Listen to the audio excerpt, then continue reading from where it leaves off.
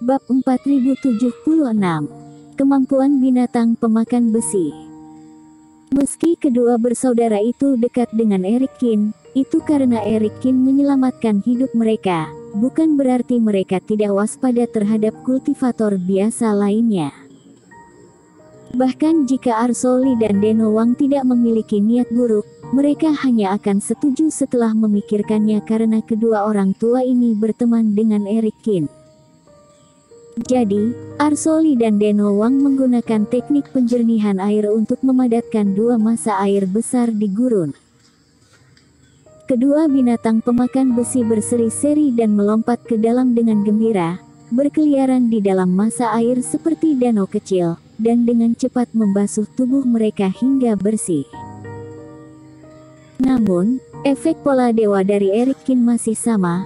Meski darah di tubuh mereka telah dibasuh dan menjadi warna hitam putih kembali, tanda guntur masih menambah sedikit keagungan kedua bersaudara itu. Setidaknya mereka tidak terlihat terlalu lucu lagi. Setelah mandi, dua binatang pemakan besi keluar dari air satu persatu, menginjak padang pasir, dan mulai menggoyang-goyangkan tubuh gemuk mereka dengan kuat, mencoba mengeringkan air di tubuhnya.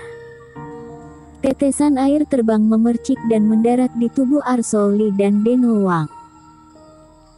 Melihat wajah polos binatang pemakan besi, kedua orang tua itu tersenyum tak berdaya, tetapi mereka tidak merasa marah, melainkan merasa bahwa pemandangan ini terasa santai dan harmonis. Siapa sangka mereka berdua akan merasa sangat nyaman di gurun pasir kuning yang sangat berbahaya yang penuh dengan iblis monster, bahkan bisa mendapatkan kesempatan untuk pergi dari tempat ini. Tentu saja, semua itu bisa terjadi karena kemunculan Eric Kin. Ini juga membuat kedua tetua merasa bahwa ajaran leluhur sekte Xingshan benar sekali. Jika mereka tidak menyelamatkan Eric Kin tanpa meminta balasan apapun, dikhawatirkan mereka sudah akan menjadi tumpukan tulang sekarang.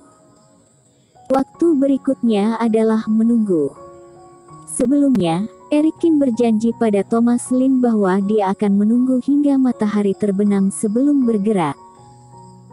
Jadi kedua orang tua, Ben dan Benny tidak terburu-buru. Mereka hanya berdiri di sekitar dan menunggu waktu berlalu dengan tenang. Karena iblis monster di bagian gurun ini pada dasarnya sudah sedikit, ditambah lagi mereka sehabis disapu bersih oleh Eric Kin, jadi tidak ada kelompok iblis monster yang menyerang hari ini. Adapun mereka yang bodoh dan ingin mendekat, mereka dikejutkan oleh napas binatang pemakan besi dan segera melarikan diri. Baru setelah matahari terbenam di pegunungan barat, dan matahari terbenam menyinari gurun dengan cahaya keemasan, Eric Kin membuka matanya lagi. Setelah memulihkan diri selama 5 jam penuh, Reiki di tubuhnya sudah banyak pulih. Meski tidak dipulihkan sampai penuh, namun setidaknya sudah bisa menggunakan teknik penuntun petir lagi. Selain itu, langit sudah gelap sekarang, dan setelah beberapa saat akan benar-benar gelap, iblis monster di gurun pasir kuning akan menjadi mudah tersinggung, membuatnya semakin sulit untuk memburu mereka. Ayo pergi. Setelah bangun, Eric Kin mengajak kedua orang tua, Ben dan Benny untuk melanjutkan perjalanan mereka. Di area ini, iblis monster sudah hampir terbunuh hingga tidak ada yang tersisa, dan Eric Kin berencana untuk masuk lebih dalam. Dia sudah memiliki lebih dari 70 pil iblis sekarang, kali ini skalanya tidak perlu terlalu besar. Benny, apakah cahaya Reiki yang kamu gunakan tadi adalah ilmu sihir dari klan kalian? Eric Kin bertanya di tengah jalan. Sebenarnya dia sudah memperhatikan sejak lama bahwa ketika berhadapan dengan Taois Huangmu sebelumnya, cahaya Reiki yang dimuntahkan oleh Benny sangat kuat, tidak hanya dapat menerbangkan barang dewa peringkat keempat, kemudian juga memaksa kultivator 2 kegagalan mundur kembali. Dan dia juga ingat tadi, setelah dirinya mengeluarkan setengah dari patung yang menempel di tubuhnya, Reiki yang dimuntahkan Benny sedikit mirip. Mungkin begitu. Benny menggaruk kepalanya dengan linglung. Jika kami makan dengan kenyang, saripati Reiki itu akan tersimpan di dalam tubuh dan bisa disemburkan keluar. Saat mengikuti Tuan Penyelamat, kami akan dengan kenyang dan banyak menabung.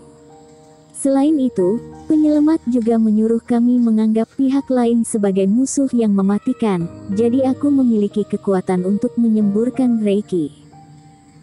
Memakan biji roh atau roh senjata dapat disimpan di dalam tubuh kalian sebagai Reiki penyerang. Eric Kin juga sedikit terkejut. Cara penyerangan binatang pemakan besi ini memang sedikit aneh, sedikit mirip dengan teknik tanpa nama, yang juga menyimpan Reiki kemudian melepaskannya secara instan untuk menciptakan kekuatan pukulan yang kuat. Ini bahkan tidak disebutkan dalam buku-buku kuno yang memperkenalkan binatang pemakan besi. Apakah jenis biji roh atau roh senjata yang kalian makan ada hubungannya dengan kekuatan serangan kalian? Memikirkan teknik tanpa nama, Eric Kin juga langsung memikirkan batu mutiara awan hitam.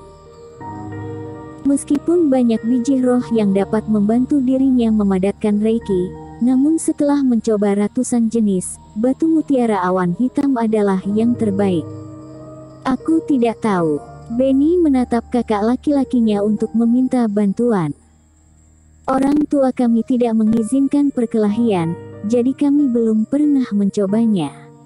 Ben juga berkata dengan canggung. Eric Kin mengerti. Padahal di mata kultivator, Ben dan Benny adalah dua raksasa dengan tinggi lebih dari 3 meter dan basis kultivasi yang melampaui fase penilaian 2 kegagalan. Namun nyatanya, keduanya masih anak-anak setengah dewasa, bahkan jika Ben adalah kakak laki-laki, usianya sekitar 12 atau 13 tahun dalam usia manusia. Dalam situasi ini, dengan orang tua mereka di sekitar, bagaimana mungkin mereka melawan iblis monster lainnya? Namun, Eric Kin memiliki perasaan samar bahwa metode kompresi ini pasti ada hubungannya dengan benda yang mereka lahap. Reiki terkompresi berasal dari biji roh atau roh senjata barang dewa. Apakah karakteristik Reiki dari senjata roh ini akan mempengaruhi kualitas atau jenis Reiki yang disimpan? Sama seperti kantung racun ular berbisa, ia menyimpan racun, dan yang disemprotkan secara alami adalah racun, bukan air atau benda lain.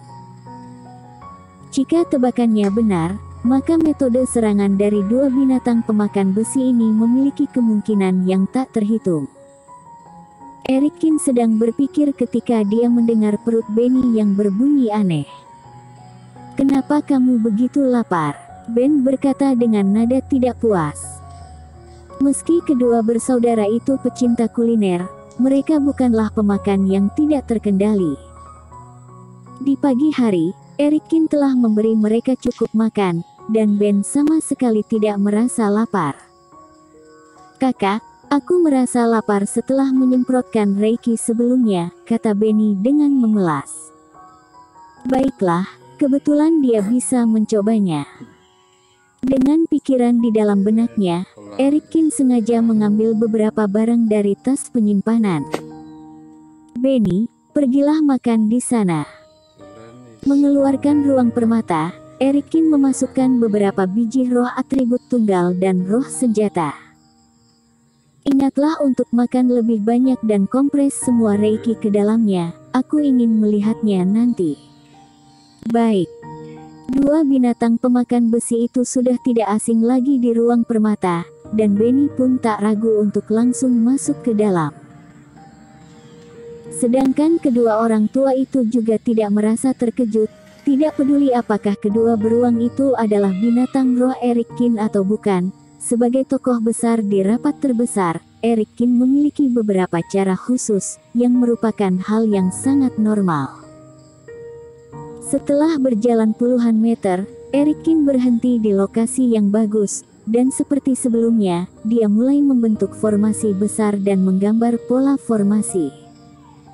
Tapi kali ini, Eric Kin tidak mengeluarkan semua kabut racun. Meskipun masih ada setengah dari barang ini, jika dibiarkan tidak akan banyak yang tersisa. Tetapi jika dia menarik terlalu banyak iblis monster pada satu waktu, itu bukan masalah apakah itu berguna atau tidak, tetapi jika dia menggunakan teknik penuntun petir dengan seluruh kekuatannya lagi, reikinya akan benar-benar berkurang banyak. Menghitung jumlahnya hampir sama, Erikin terus menyiapkan ramuan, dan akhirnya membentuk 3 batang dupa. Nyalakan, masukkan ke dalam kompor tembaga, lalu tunggu dengan sabar. Setelah beberapa saat, adegan sebelumnya muncul kembali. Iblis monster yang tak terhitung jumlahnya menginjak-injak pasir kuning dengan gila-gilaan dan datang ke tempat di mana aroma aneh itu terpancar. Tanah bergetar, asap serta debu naik ke langit di belakang kawanan binatang buas, seperti naga raksasa yang tak terhitung jumlahnya sedang berputar. Bersambung.